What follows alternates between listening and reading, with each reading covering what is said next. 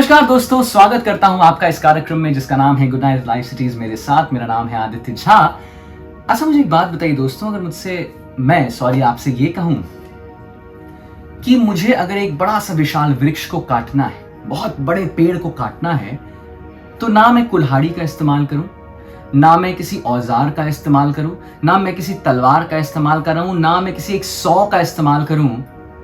मैं उस पेड़ को कुछ दिनों तक कुछ बोलूं और वो अपने आप मूर्छित होके गिर जाए, मुरझा जाए। क्या आप इस बात पर विश्वास करेंगे मेरे?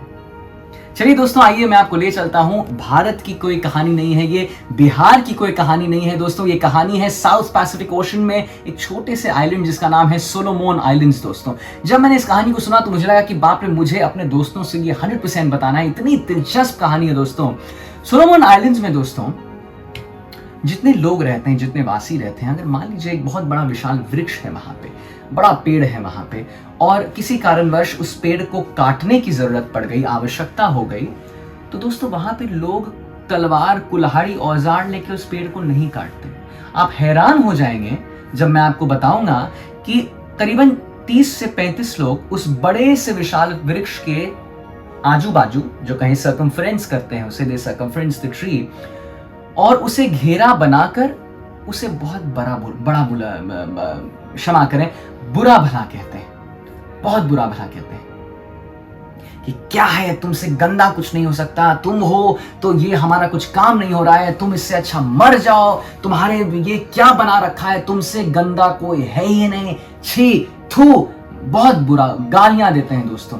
और आप यकीन मानिए दोस्तों, आप इनके बारे में पढ़िएगा, इस आइलैंड के बारे में।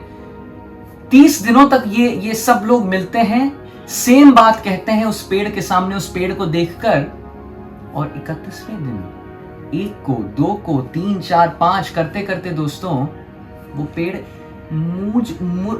मूर्छित हो जाता है दोस्तों। उसके पत्ते जो हरे भरे होते हैं वो खत्म हो जाते हैं, उसमें जितने फल लगे होते हैं वो खत्म हो जाते हैं, और वो गिर जाता है वो पेड़। तो दोस्तों, इस कहानी से हमें और आपको सीख क्या मिली? पहली सीख तो भाई साहब कि पेड़ काटना नहीं चाहिए। एनवायरमेंट का बहुत इशू है दोस्तों। Everybody is facing a lot of environment. अभी जितनी बारिश, इतनी भीषण बारिश जो हो रही है हमारे बिहार में, वो उसका कारण भी एक एनवायरमेंटल ही इशू है दोस्तों। इतनी ग्लोबल वार्मिंग बढ़ गई है कि जो एक जो तापमान था वो या तो बहुत ऊपर चला गया तो बहुत नीचे हो गया है। तो प्रकृति के साथ खिलवाड़ हमें नहीं करना चाहिए। एक तो पेड़ काटने की जरूरत नहीं। दूसरी जो बहुत मेन जो तत्व है दोस्तों इस कहानी की, वो ये है कि हम किनके साथ अपने जीवन को बांध के रखते हैं। हमारे इर्द गिर्द कौन है दोस्तों, उसका बहुत इंपॉर्टेंस होता है। अगर हमारे इर्द गिर्द को ऐसे लोग हैं जो हमें बड़ा अच्छा कहते हैं कि नहीं, तुम ये कर सकते हो, तुम में वो मानता है, तुम बहुत आगे बढ़ सकते हो, तुम ये जो अपना बिजनेस स्टार्टअप कर रहे हो बहुत अच्छा है, अरे तुम जो जिस ऑफिस में काम करते हो उसमें तुम और अच्छा कर सकते हो, तुम्हें प्रमोशंस मिलेंगे, तो दोस्तों हम रंक भी हो तो राजा बन जाएंगे। और अगर वही कहीं दूसरी ओर हमें ये कहा जाए कि नहीं, तुमसे कुछ नहीं हो सकता, तुम घटिया हो, तुम्हारे रहना ही नहीं है, अरे इससे अच्छा तो तुम मर जाते, तो दोस्तों अगर कोई राजा भी होगा तो वो रंक बन जाएगा। तो दूसरी जो बहुत बड़ी हमें सीख मिलती है कि हम अपने जो हमारे इर्द गिर्द हैं उनको किन के साथ हम रहते हैं, किन पॉजिटिव लोगों के साथ रहते हैं। तीसरी जो दोस्तों बहुत इंपॉर्टेंट बात है, जो मेन तत्व है इस कहानी की, वो ये है कि अगर हम किसी चीज को यहां पर सोच लेते हैं ना दोस्तों, तो वो हम कर सकते हैं। कहीं ना कहीं ये जितने भी गांव वाले थे उन्होंने बहुत, मेरे हिसाब से अगर पूछो तो उन्होंने बहुत गलत किया। किसी पेड़ को क्यों? श्रीमद् भागवतम बताता है दोस्तों कि पेड़ में भी जान होता है। जी हाँ, नर्वस सिस्टम नहीं होता है, ये अब तो साइंस भी कहता है, लेकिन जान होता है, लाइफ होता है। लेकिन अगर हम अगर हमने यहां बुद्धा कहते थे कि if you can think it you can do it.